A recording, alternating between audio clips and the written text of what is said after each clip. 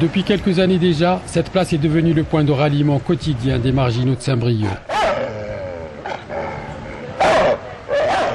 Les punks du wagon se retrouvent ici tous les jours.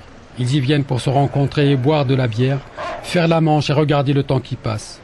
Et le temps, moi aussi je le vois passer. Ça fait 1 an déjà que je fréquente ce petit monde. Ah bah ouais, on est tout le temps là, ouais. De manière, ailleurs, ils veulent pas de nous, donc... Si, sauf quand on se fait virer de là, on va au parc des promenades, là-bas. Il y a de l'herbe, c'est un petit peu loin, donc personne ne nous voit, donc ils veulent bien qu'on aille là-bas, quoi. Sinon, on est là tout le temps, ouais. Et pourquoi vous avez choisi cet endroit? Bah parce que là, il y a Monoprix, là-bas, il y a Super U, et puis voilà, c'est au milieu. Au début, on était sous le toit, là. Ouais. Et ils ont mis des grilles, mais au début il n'y avait pas de grilles. On se mettait tous sous le toit, comme ça on était à l'abri, puis on était tous ensemble derrière là. On n'était pas du tout dans le chemin ni rien avec les. On était dans notre petit coin quoi.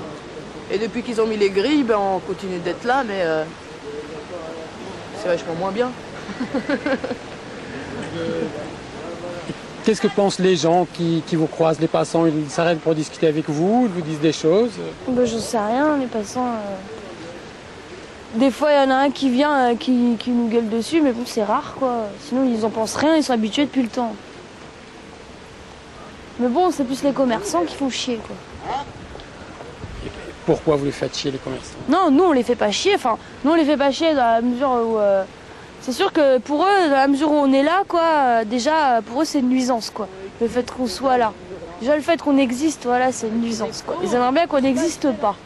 Bah écoutez, moi je suis le directeur de la Société Générale et ça me porte un gros préjudice. Hein, ce sont des gens, disons, qu'on ne peut pas discuter. Hein, ça dégrade un petit peu tout l'environnement. Ils abordent nos clients en sortant de notre établissement. Hein, je me suis battu auprès de la mairie, auprès du préfet, personne ne réagit. Donc maintenant, bah, je suis démuni et je ne sais plus quoi faire. Bon, c'est triste, hein, mais je crois qu'ils font rien pour s'en sortir. Qu'est-ce que vous avez envie de leur dire? Ben, qu'ils essayent de trouver un petit boulot, n'importe quoi, mais pas rester comme ça inactifs. Comment vous les trouvez? Ils sont sympas avec vous, ils sont gentils? Ah ben là, oui, il n'y a rien à dire, ils sont pas agressifs du tout. C'est les chiens. C'est les chiens. Les chiens, on devrait les tenir en laisse, hein, qu'est-ce qu'on fait?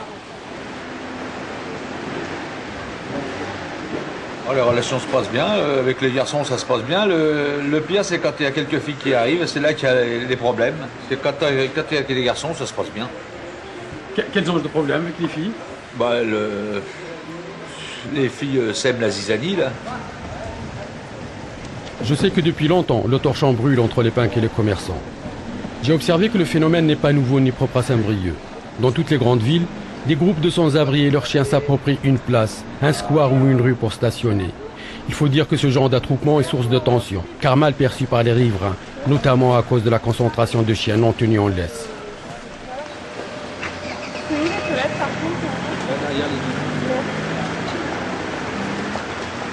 Merci. Bonne journée. La journée, elle est calme. C'est long, bon, quand on a une cuite dans le nez, bah, ça le fait bien. Sinon, bah, à part ça, bah, tu te fais chier, quoi. Heureusement qu'il y a les potes pour rigoler, il y a des amis qui passent, ils viennent te dire bonjour. Je sais pas, déjà, quand tu regardes déjà l'image, les gars, quand tu les regardes comme ça, tu vois l'allure qu'ils ont et tout, les gens sont là, mais c'est des beaufs, quoi, c'est des paysans. Pour eux, ils comprennent pas. Mais pour moi, c'est mes frangins, puis voilà. Pas grand chose à dire. Malgré la gueule qu'il a, l'autre machin, là, mais bon.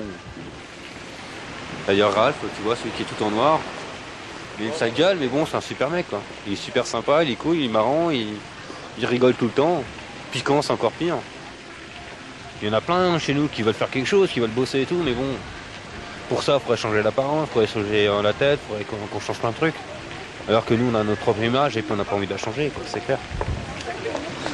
Mais est-ce que concrètement, tu te donnes le moyen pour trouver, par exemple, pour chercher des travail? Ben ouais, là, tu vois, là, j'ai ma mallette, elle est là. Génial, elle est tombée par terre. Elle est là, tu vois, j'ai fait une PE, là, c'est dit ce matin et tout, quoi. C'est peut-être pas la vie convenue comme les gens se disent normale, hein, avec un travail, manger, dormir, se relever le matin, se laver, manger, repartir au boulot, faire ça toute en longueur de journée, quoi. Eux, ils sont enfermés dans leur ghetto, nous dans notre ghetto à nous, puis voilà, quoi. C'est clair, il n'y a pas grand-chose à dire là-dessus.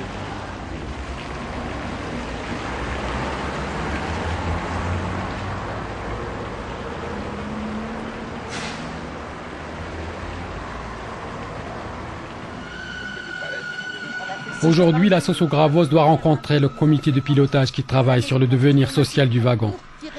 Les squatteurs se concertent. Ils essaient d'abord de comprendre le dispositif dans lequel l'administration tente de les intégrer. Ensuite, ils discutent pour se mettre d'accord sur une position commune et s'y tenir face à leurs partenaires. C'est par rapport aux subventions, si tu veux. Pour subventionner les aménagements et de la salle et des logements, bon bah il faut trouver des trucs, des choses en accord un peu avec l'État, quoi. Donc, je veux bien un petit peu. Donc, en passant par le système d'ALT ou en passant par le système les ALT, on a vu comment ils virent les gens quand ils veulent. Il n'y a pas encore le oui pour le terrain, déjà. Et le oui, il sera donné en conséquence du projet qu'il y a dessus aussi, quoi. Là, normalement, c'est les HLN, sinon qui... Bon, en fait, c'est elles qui... Si ça va être les propriétaires.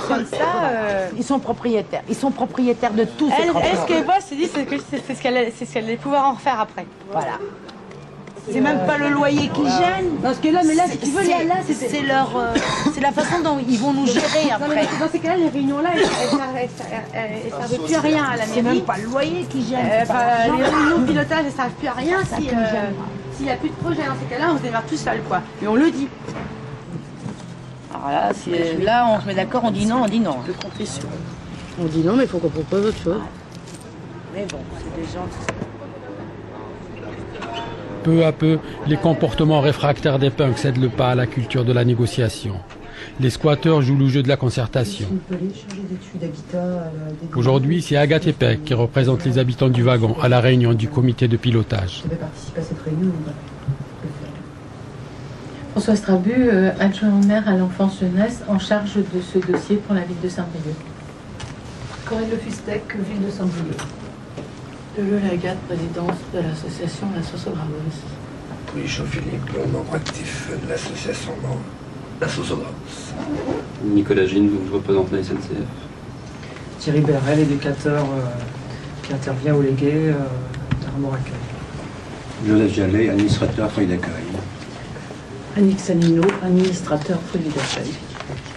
Pierre Hermange, chargé de ce dossier à la DAS. Et aucune décision n'est prise aujourd'hui.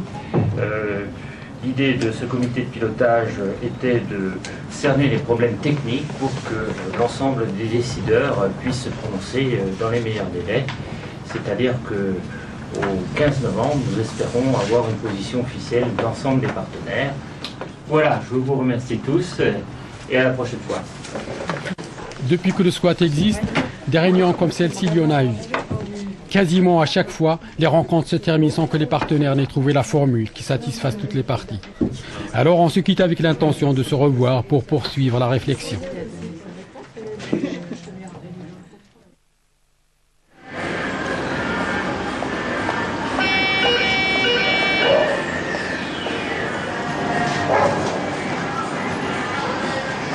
À cause de la poissonnerie, les punks ont baptisé cette place la Poisse. Aujourd'hui, j'ai rendez-vous avec l'éducateur. Pour lui, cette place est un lieu de travail privilégié. Beaucoup de jeunes en errance y passent à un moment ou à un autre de la journée. À force de les fréquenter, je commence à comprendre qu'on ne devient pas marginal par hasard ou par choix. L'individu est toujours rattrapé par son histoire sociale, surtout quand le passif est lourd. La plupart des habitants du wagon ont une histoire de vie tumultueuse avec des ruptures. Une enfance ballottée de famille en foyer d'accueil. Je travaille avec des personnes à un moment donné, quoi, à un instant T. C'est pas ce qui s'est passé avant. À mon avis, c'est quelque chose qui est très imbriqué, quoi. Je crois pas qu'il y ait une raison qui amène des personnes à vivre en situation marginale comme ça. C'est certainement un problème plus globalement de trouver sa place dans la société. Je pense que ça se situe plus à ce niveau-là. Alors ça passe peut-être par une difficulté à trouver un emploi, mais peut-être aussi à être reconnu dans son identité ou dans sa personnalité. Bon, à mon avis, ça peut avoir différentes origines. Est-ce que le travail et le logement suffisent à leur réinsertion sociale? Non, je pense pas qu'on puisse... on peut pas prendre le problème comme ça. Parce que ça, c'est nos réponses normatives et qui ne correspondent pas à ce que eux... à ce qui peut les intéresser. En fait, il y a quand même une... vivre tel qu'ils vivent, en marge, je veux dire, ça nécessite aussi des efforts, ça nécessite une certaine volonté. Et il y a un mode de vie quand même qui s'inscrit là-dessus. Donc après, s'il faut en sortir, il faut que ça vaille le coup. Et c'est pas forcément l'appartement ni le travail qui vont faire ces leviers-là. Ça va passer plutôt par l'intérêt ou l'intérêt de faire telle ou telle activité, éventuellement le besoin de se soigner ou des choses comme ça, mais c'est pas intrinsèquement il me faut un logement et il me faut un boulot pour que je sois comme tout le monde. C'est pas ça qui va les motiver.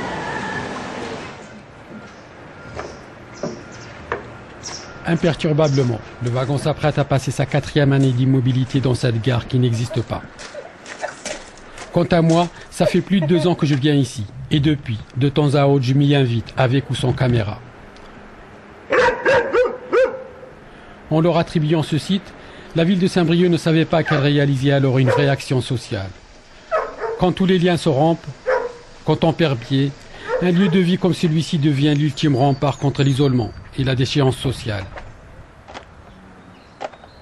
Tu disais que les animaux t'ont toujours aidé, à quel niveau? Ah bah tout, hein, à vivre. À vivre. C'est de la compagnie, c'est de... Bah non, parce que je me dis, s'il m'arrive quelque chose, mes animaux, bah personne ne va s'en occuper, ils sont bons pour l'amour. Il y aura toujours quelqu'un qui s'en occupe, non? Ouais, mais bon.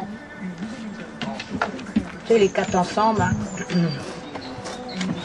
ils seront séparés, mes animaux, c'est sûr. Parce qu'ils ne vivront pas ensemble, mais j'en pourrais pas avec 4 animaux ensemble. Pas des gros animaux comme ça, puis en plus de ça, alors, lui il mange pas si je suis pas là, Ulysse pareil. Le petit blanc et moi. Alors lui, il panique.